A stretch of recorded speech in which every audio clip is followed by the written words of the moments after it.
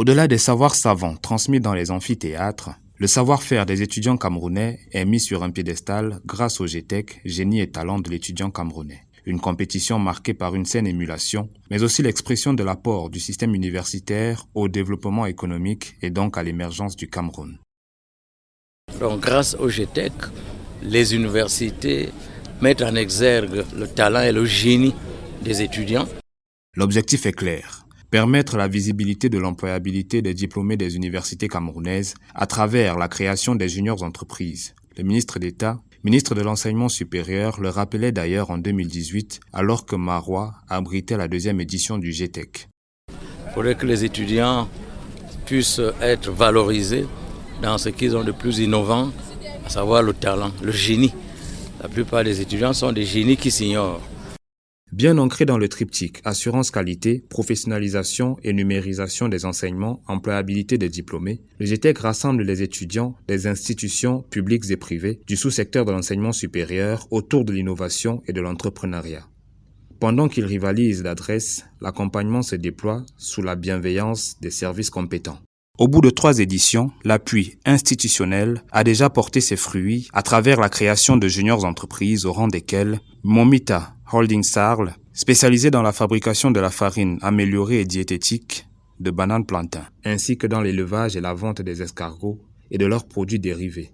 Power Recovery Phone, PRP, est également un produit du GTEC qui propose un dispositif anti-vol de smartphone. La protection de l'environnement est quant à elle assurée par EcoBag Ventures, qui fabrique des sacs écologiques à partir des troncs de bananiers. Un résultat atteint au bout d'un processus bien défini. En dehors de l'appui gouvernemental, l'accompagnement est également assuré par des structures partenaires, dont les organisations patronales. Les vainqueurs de l'édition 2018 ont d'ailleurs bénéficié de la bienveillance des CAM et du MECAM à la faveur d'un mémorandum d'entente paraphé avec le patron de l'enseignement supérieur. Après le succès de Bamenda en 2017, Marois en 2018 et Tchang en 2019, le GTEC a dû marquer une pause de 2 ans imposée par la pandémie de Covid-19. Pour son 4e acte, l'événement revient avec une dynamique plus prononcée. Côté candidat, chacun affûte ses armes pour briller de 1000 feux et faire éclore son génie au grand jour. Les idées sont aussi innovantes les unes que les autres et c'est la société qui devrait en bénéficier. With this drone, it's going to impact because we can deliver blood or medical equipment between hospitals more faster or 3 times faster than the road direction. Cette balance a 3 fonctions principales. Nous avons la gestion du poids, nous avons la supervision et nous avons le reconditionnement. Je dépose ma masse de 2 kg. Et nous obtenons le 2 kg. Maintenant, la deuxième fonction est la supervision. Si vous regardez dans mon interface, vous verrez que nous avons là 2 kg. Madame Zidadi va enlever la charge et vous allez vous rendre compte que ça va passer à 0. Voilà. DFAI, une entreprise qui est spécialisée dans l'intelligence artificielle, où nous offrons les services et les systèmes de reconnaissance faciale, détection de mouvements, l'algorithme de détection de prédiction des maladies cardiovasculaires. C'est une entreprise qui est l'entreprise Labrec, qui est une entreprise spécialisée plus précisément dans le secteur de la robotique industrielle. Les porteurs de projets s'affrontent dans 6 catégories, à savoir créativité littéraire et artistique, sciences et technologies, agriculture, élevage et industrie agroalimentaire, sciences sociales et humaines, sciences, humanités et arts numériques, sciences de la santé humaine et animale. Et pour les booster, des orateurs de marque monteront au pupitre pour décortiquer le thème de l'événement, à savoir de la professionnalisation des enseignements à l'employabilité des diplômés de l'enseignement supérieur, les défis du numérique et du financement. Les diplômés de l'enseignement supérieur ont une chance immense aujourd'hui. C'est celle d'avoir comme outil d'accompagnement à l'employabilité le digital. Parce que le digital leur permet de prévoir et d'agir. Prévoir en termes de recherche d'opportunités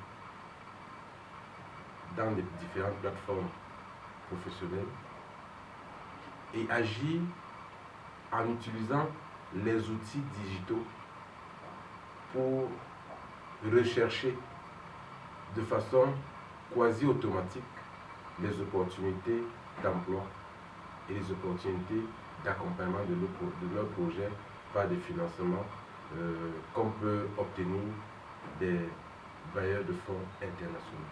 J'apprécie toujours les grandes initiatives du professeur Jean-Famé Ndongo, ministre d'État, ministre de l'Enseignement supérieur, qui a eu la belle idée depuis fort longtemps aujourd'hui de consacrer l'adaptabilité de la formation à l'emploi. Et c'est pourquoi il a parlé de formation professionnalisante. Il a voulu que les formations qui sont délivrées aux étudiants dans les universités soient des formations qui soient prêtes à l'emploi.